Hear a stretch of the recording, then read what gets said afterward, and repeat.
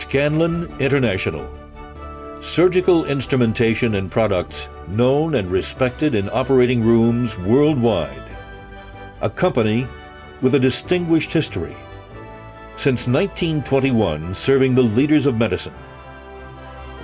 A story of an American family and a tradition of entrepreneurship. Combining the best of old world craftsmanship and 21st century technology.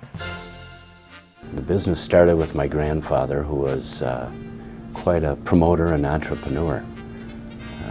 He had many ideas about many things, from ice skating, boxing. Began the business by manufacturing instruments for the Mayo brothers. He was friends of Will and Charlie Mayo by way of playing bridge with them. And when he discovered this steel over in Sweden, a steel they were calling rustless steel, they made some scissors out of it. My grandfather presented them to the Mayo boys, and the Mayo boys said they looked pretty good. They needed some modification, and that's how we started making instruments. Dennis R.Scanlan Sr. was soon visiting the top surgeons of the day, such as Dr. George Kreil of the Cleveland Clinic and Dr. Harvey Cushing, pioneering neurosurgeon. Traveling from coast to coast, Scanlan displayed his superb quality stainless steel instrumentation across the United States. From his offices in New York, Dennis R.Scanlan Sr. rubbed shoulders with the world's elite. His enthusiasm for stainless steel even influenced Walter Chrysler to use it as a building material on the top of the Chrysler Building, at that time the second tallest building in the world.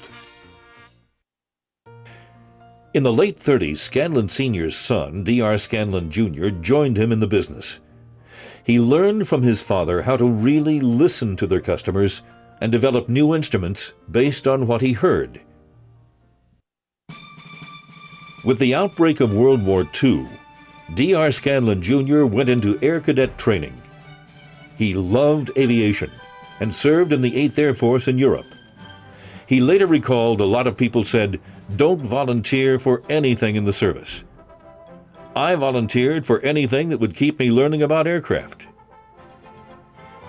He kept his eye on the bulletin boards for new opportunities. Eventually, he was assigned to develop new techniques to guide B-17 Flying Fortress bombers using radar to find targets. He rose through the ranks to become a captain and commanded a control tower at Alconbury Air Base in England. After the war, he continued his interest in aviation and bought an interest in Northwestern Aeronautical, an aviation training and maintenance facility that converted war surplus military planes for civilian use. The 50s saw great advances in open-heart surgery. New techniques brought new needs for instrumentation, and Dennis Scanlan Jr. turned his attention to the foundations laid by his father, developing instruments for doctors in the rapidly expanding discipline of open-heart surgery. He worked closely with many pioneers in the field, such as Dr. C. Walton Lillehei, and is a founder of the prestigious Lillehei Surgical Society. Another cardiovascular pioneer, Dr. Sam Hunter, recalls a design idea produced by Scanlan to answer a crucial need to partially occlude the aorta. Very short time, he brought this into the laboratory. Said, "Is this what you need?" And I said, "That's exactly what I need." The partial occlusion clamp that D.R. Scanlan Jr. designed is currently in production today in many sizes and styles in both stainless steel and titanium, and is used in operating rooms worldwide. By the 1960s, Scanlan innovation expanded into instrument care and single-use products. Dad would be in making calls on surgeons. He would listen to the nurses speaking about instruments being mixed up and that they weren't able to keep them all straight.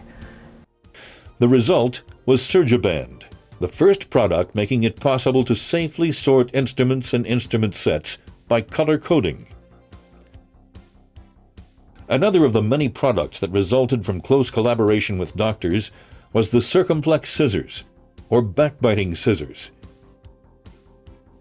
The unconventional 125-degree angle on this instrument revolutionized coronary bypass surgery by allowing a precision cut to be extended on the coronaries behind the heart. While some of his artisans didn't think such a design was possible, Dennis Scanlan Jr. modified existing instruments to develop a prototype. Scanlan referred to himself as a student of tools. He would go to shoemakers, auto mechanics, carpenters, wherever tools were used. He wanted to see how each tradesman used the tools in their hands. By the late 60s, the third generation of Scanlans entered the business with the arrival of Tim. Christmas dinners, Thanksgiving dinners, the food would be taken off the table and the new products would be on. And Dad and Tim would talk and pore over these new products, these new instrument designs, and new opportunities.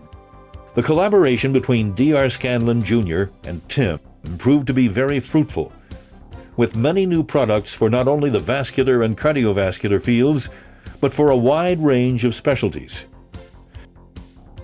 With Tim's vision of a truly global future for the company, the Dennis R. Scanlan Jr. Company became Scanlan International. Tim went on to become the president and CEO of the company, with his father at his side. The 70s saw an additional third-generation Scanlan joining the business, Tim's sister, Bridget Scanlan Eink.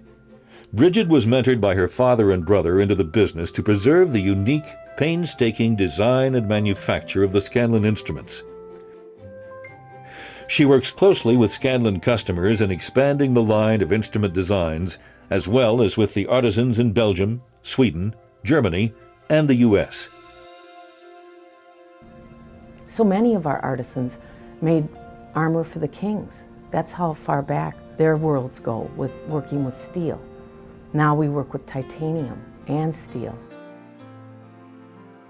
But all of our instruments are still made by hand. Most instrument houses now mass produce instruments. We still make it one piece at a time, by hand. Now, people say, well, that's expensive and it takes time. And we say yes, and it makes it the best. Don't get me wrong, we still use new technology whenever we can find it. But we also cherish and utilize the old world way of making a handmade scissors.